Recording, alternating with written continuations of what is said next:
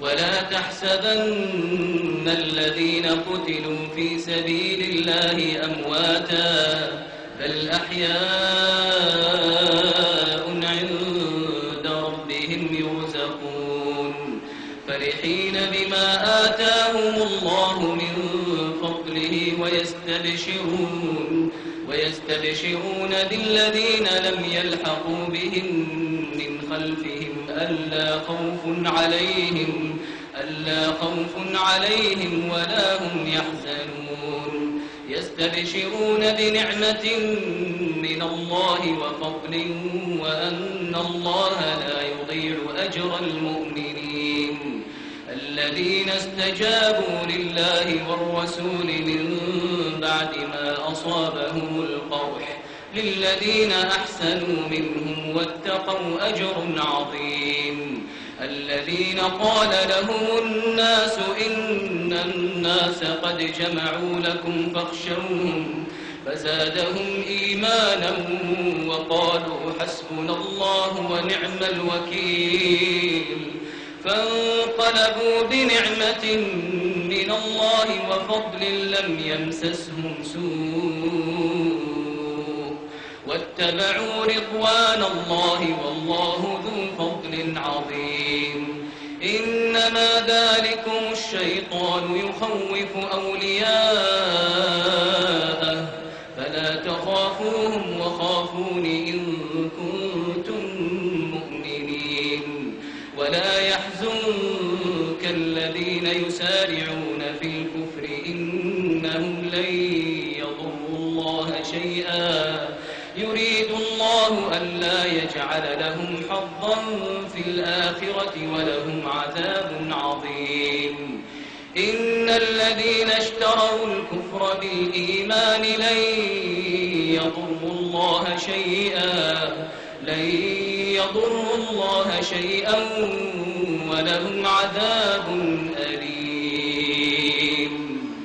ولا يحسبن الذين كفروا أنما نملي لهم خير لأنفسهم إنما نملي لهم ليزدادوا إثما ولهم عذاب مهين ما كان الله ليذر المؤمنين على ما أنتم عليه حتى يميز الخبيث من الطيب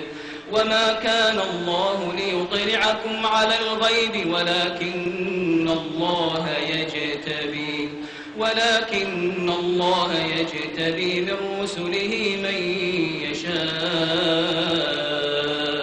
فآمنوا بالله ورسله وإن تؤمنوا وتتقوا فلكم أجر عظيم ولا يحسبن الذين يبخلون بما آتاهم الله من فضله هو خيرا لهم بل هو شر لهم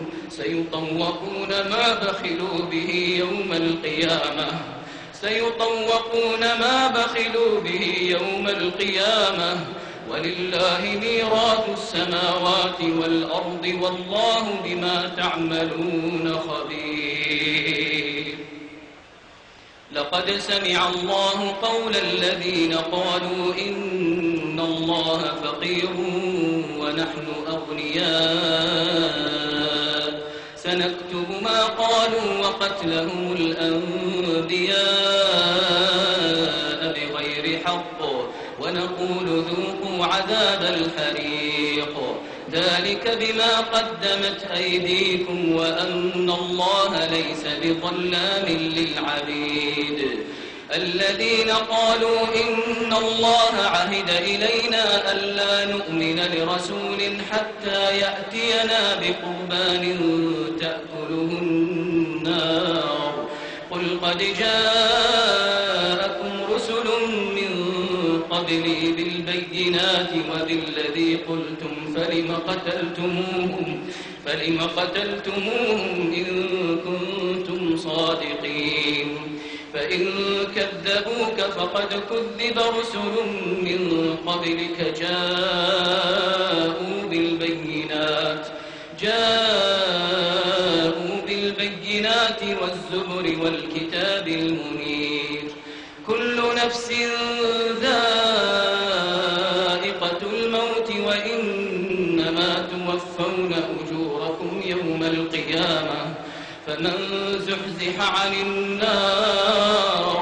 فمن زحزح عن النار وأدخل الجنة فقد فاز وما الحياة الدنيا إلا متاع الغرور لتبلون في أموالكم وأنفسكم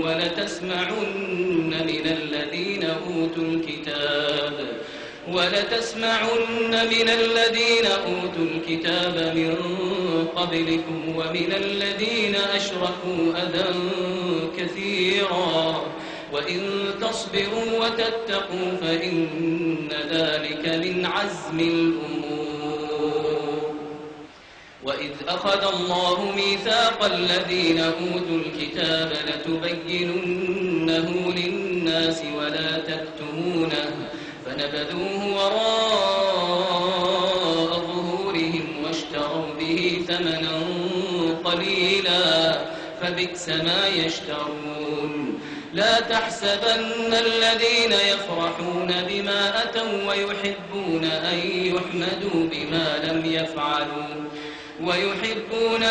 يحمدوا بما لم يفعلوا فلا تحسبنهم بمفازة من العذاب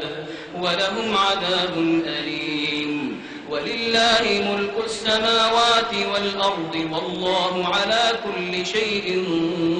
قدير الله